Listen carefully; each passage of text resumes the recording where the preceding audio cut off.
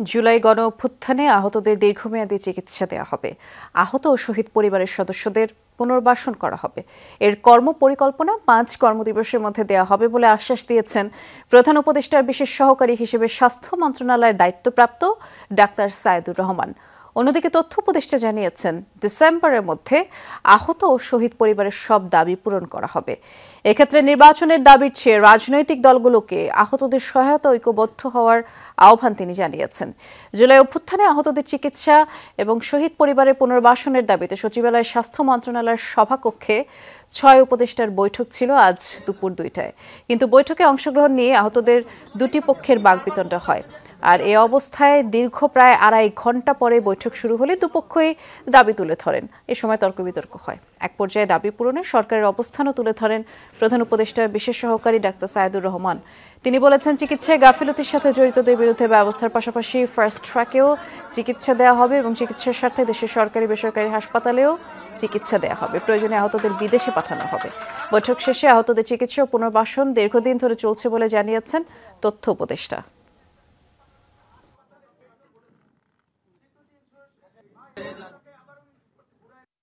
একটা গ্রুপ বিভক্ত করছে, গ্রুপ বিভক্ত রক্তিম শক্তি নামে একটা গ্রুপ করছে। তাদের থেকে পারমিশন নিয়ে এই গ্রুপটা করছে। আমি জানতে চাই, প্রতিটা মানুষ সমন্বয়ক, যারা সবাই সমন্বয়ক, আমাদের কোনো আমি একা কিছু না। এই অভ্যুত্থানের সকল আহত যোদ্ধার সর্বোত্তম চিকিৎসা সেবা নিশ্চিত করা হবে। আপনারা দেশের সকল হাসপাতালে ফাস্ট ট্র্যাক সার্ভিস পাবেন। উপদেষ্টাগণ আছেন, ইন্টারমিনিস্ট্রিয়াল কমিটি, সেইটার মাধ্যমে কাজগুলো দ্রুত আগাবে। আমরা তো নভেম্বরের মধ্যে বলছি রূপরেখা দিব এবং ডিসেম্বরের মধ্যেই সবগুলো উদ্যোগ কার্যকর হবে। দুপুর থেকে আহতদের সঙ্গে সচিবালয়ে উপদেষ্টাদের এই বৈঠকের খবর সংগ্রহ করছিলেন আমাদের সহকর্মী আলমগীর স্বপন। তিনি এই মুহূর্তে বাংলা মোটর সেন্টারে আছেন। তিনি আমাদেরকে এ বিষয়ে বিস্তারিত জানাতে পারবেন। স্বপন, এই সচিবালয়ে যে বৈঠক ঘিরে কিছুটা বিশৃঙ্খলাও হয়েছিল, আপনি তো ছিলেন সেখানে। আবার ডিসেম্বরের মধ্যে আহত সবার জন্য প্রয়োজনীয় ব্যবস্থা নেয়ার প্রতিশ্রুতি দেওয়ার কথাও তো আমরা জানলাম।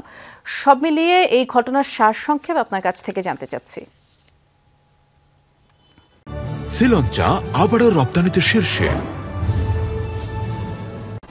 বৃষ্টি যেটি হলো যে স্বাস্থ্য মন্ত্রণালয়ের যে তথ্য, স্বাস্থ্য মন্ত্রণালয়ের তথ্য অনুযায়ী জুলাই গণ অভ্যুত্থানে সারা দেশে 19,931 জন আহত হওয়ার তথ্য আছে এবং 873 জন শহীদ হয়েছেন। আজকেও একজন মারা গেছেন, তিনি সহ।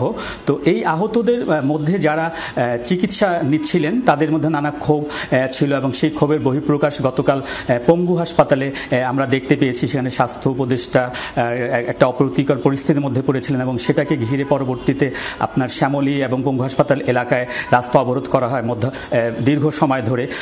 এর প্রেক্ষিতে কিন্তু আজকে স্বাস্থ্য মন্ত্রণালয়ে বৈঠকটি ডাকা হয়েছিল। আহতদের যারা বিভিন্ন জায়গায় চিকিৎসা নিচ্ছেন, পঙ্গু হয়ে গেছেন, তাদের কি দাবি দেওয়া, তো সেটা নিয়ে 2টার সময় বৈঠকটি ছিল এবং 6 উপদেষ্টা এই বৈঠকের জন্য দুপুর 2টার পর থেকে আসা শুরু করেন। তো এই আসার মধ্যে দিয়ে এখানে 2টি পক্ষ দাঁড়িয়ে যায় আহতদের মধ্যে। একটি পক্ষ, তারা হলো রক্তিম জুলাই নামে একটি সংগঠন। তারা গতকালের যে আন্দোলন সেখানে সেভাবে হয়তো ছিলেন না, তো তারা 7 দফা দাবি নিয়ে তারা বৈঠকের যে রুম সেখানে তারা অবস্থান নেয়। পরবর্তীতে গতকাল যারা আন্দোলন করেছেন তারা আরেকটি পক্ষ, তারা এসে যখন দেখে যে রক্তিম জুলাই সংগঠনে যারা তারা নিজেকে এদের মধ্যে একজন সমন্বয়ক দাবি করে সামনে বসেছে, তখন তারা এর প্রতিবাদ জানায়।